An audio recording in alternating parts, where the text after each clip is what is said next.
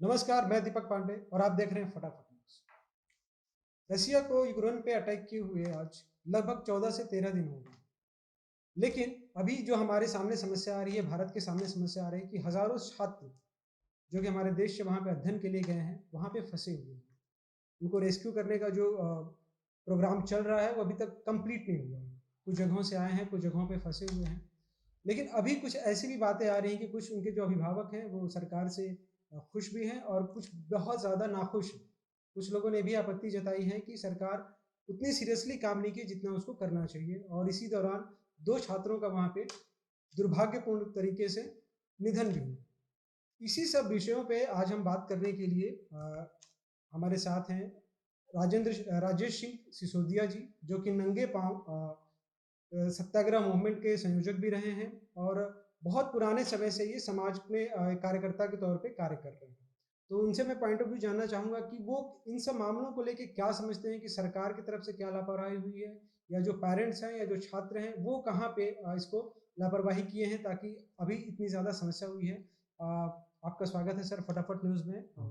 Thank you very much आज आप इतने सेंसिटिव मैटर पे हमारे साथ जुड़े हैं। तो सर मेरा पहला सवाल ये रहेगा कि सर अभी जो 13-14 दिनों से जो लड़ाई चल रही है सीज़ फायर की बात भी चल रही है कि शायद रसिया सीज़ फायर करे, फिर कुछ छात्र हमारे निकले। लेकिन अभी जो एक समस्या और एक बात चलने लगी है सोशल मीडिया को लेके यूट्यूब जाएँ, फेसबुक जाएँ या न्यूज़ में आए, कि किस तरह से लोग गवर्नमेंट को ब्लेम करने लगे हैं। इस पे आपका क्या राय है?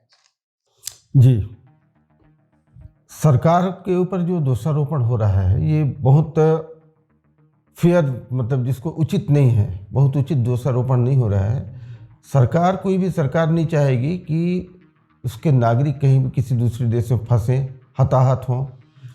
जैसे कोई शिक्षक नहीं चाहता कि उसके बच्चे का उसके क्लास का कोई बच्चा फेल हो, उसी तरीके से सरकार अपनी मतलब जिम्मेदारी पर वो है।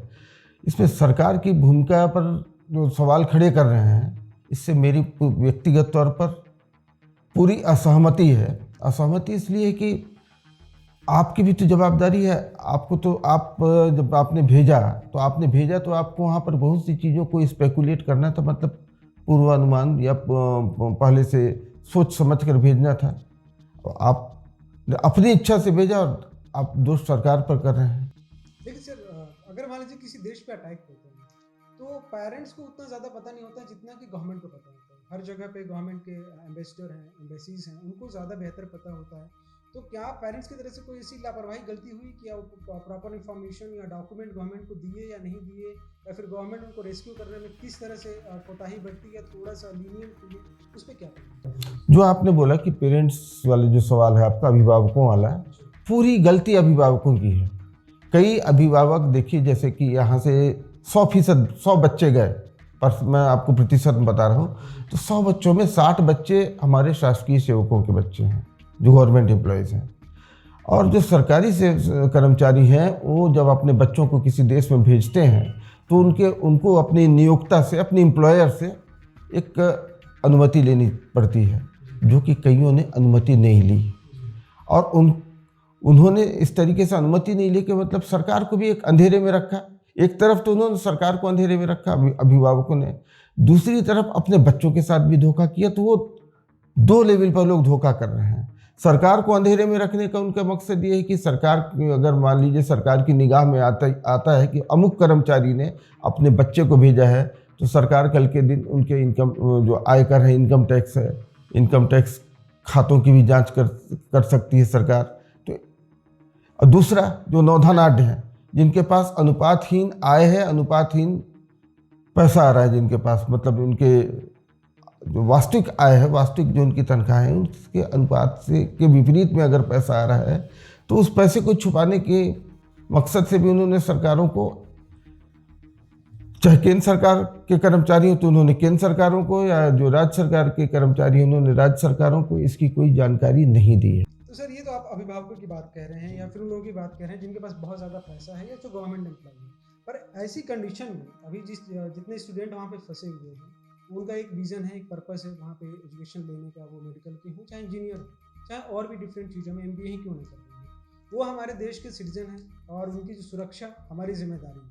मान लीजिए अभिभावकों की तरफ से गलती हुई है जिस तरह से आप पॉइंट आउट किए हैं, लेकिन गवर्नमेंट यहाँ पे किस तरह से तत्पर रही है, कितना कार्य कर रही है, कितना अच्छे से कम्युनिकेट कर पा रही है उनसे, और किस तरह से रेस्क्यू कर रही है, उसमें आपका क्या पॉइंट ऑफ व्यू है?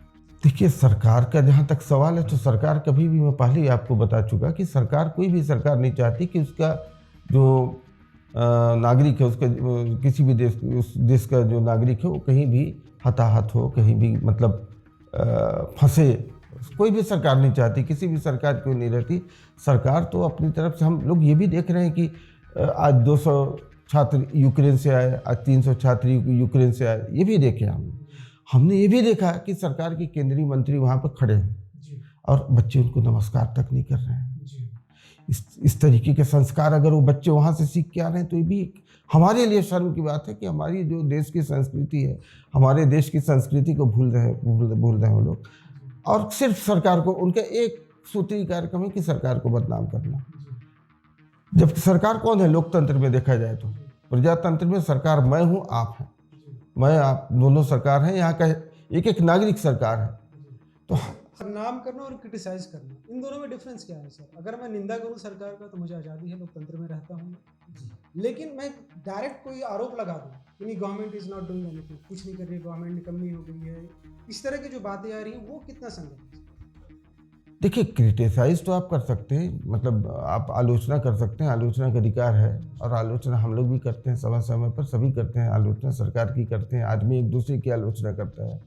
आलोचना तो एक बहुत सकारात्मक चीज़ है। उस आलोचना से आदमी जो है अपने आप में, आदमी हो या मतलब परिवार हो, समाज हो, सरकार हो, अपने आप में सुधार लाने का उसको मौका मिलता है। लेकिन जो बदनाम करने वाली बात, कि नहीं किसी को पॉइंट आउट करके, किसी को मतलब उंगली दिखा के, नहीं मोदी ने कुछ नहीं किया, भूपेश बघेल ने कुछ नहीं किया, तो फलाने मुख्यमंत्री ने कुछ नहीं किया, हम वहाँ फंसे रह गए। अरे भाई, तुम फंसे रह गए या जो भी किए, तुम लोगों ने भी तो मतलब इन लोगों को नहीं बताया। जाते समय इन लोगों को तुमने बताया क्या? तुम तो अपनी मर्जी से गए थे ना वहाँ, तुम अपने करियर बनाने गए थे। क्या हमारे देश में मेडिकल कॉलेज की कमी है क्या? हमारे देश में इंजीनियरिंग कॉलेजेस की कमी है क्या? क्यों जाते हो वहाँ? तुम अपना पैसा बचाने जाते हो। सर, अभी नवीन नाम का एक लड़का जो कर्नाटक से बिलोंग करता था, उसकी डेथ हुई अनफॉर्चुनेटली। और अभी एक न्यूज़ आई कि तमिलनाडु का एक लड़का है, उसने मतलब अपने इच्छा से यूक्रेन की आर्मी को ज्वाइन करते हुए वो उनकी तरफ से लड़ाई करता है। तो ये किस तरह के मतलब घटनाएं हो रही हैं सर? किसी को शहीद का दर्जा मिल रहा है और किसी को लग रहा है कि मुआवजा मिलना चाहिए, या गवर्नमेंट ने बिल्कुल उनकी सुरक्षा का ध्यान नहीं रखा? देखिए, नवीन वाला जहाँ तक सवाल है, नवीन को तो सामाजिक संवाद माध्यम में, सोशल मीडिया में कुछ लोगों ने प्रोजेक्ट किया कि भाई ये शहीद है। शहीद वो होता है जो देश की खातिर, हमारे मतलब देश की रक्षा की खातिर लड़ते लड़ते अपने आप को कुर्बान कर दे, उसको तो हम शहीद मानते हैं। लेकिन अब वहाँ मान लीजिए कोई क्रॉस फायरिंग में मारा गया, अगर क्रॉस फायरिंग में मारा गया, कैसे ख़त्म हुआ, इसको कोई नहीं बता रहा है कि वो कैसे ख़त्म हुआ। नवीन क्रॉस फायरिंग में ख़त्म हुआ है, जैसे भी हुआ, लेकिन शहीद का दर्जा दिया जाना मतलब बहुत, इसको न्यायोचित, जस्टिफाइबल नहीं मानता मैं। मेरा आखिरी सवाल ये रहेगा सर कि ये जो घटना घटित हुई है, एक तरह का लेसन है, सबक है हमारे देश के लिए, या फिर उन देश के नागरिकों के लिए भी जो वहाँ पे इस समय फंसे हुए हैं।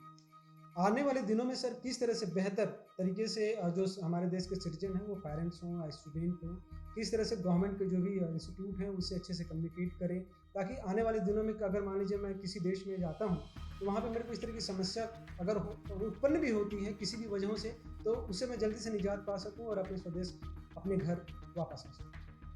देखिए, इसके लिए क्या है कि सबसे पहले तो पारदर्शिता होनी चाहिए। पारदर्शिता, कईयों को नहीं पता था कि किसका मतलब इसी शहर में, अंबिकापुर शहर में, या आपके भटगांव हैं, या जो अंबिकापुर के सराउंडिंग्स हैं, यहाँ पर छत्तीसगढ़ की बात करें, कई लोगों को पता नहीं था, मोहल्ले वालों को नहीं पता था कि किसका बच्चा यूक्रेन में पढ़ रहा है, किसका बच्चा यूएसए में पढ़ रहा है।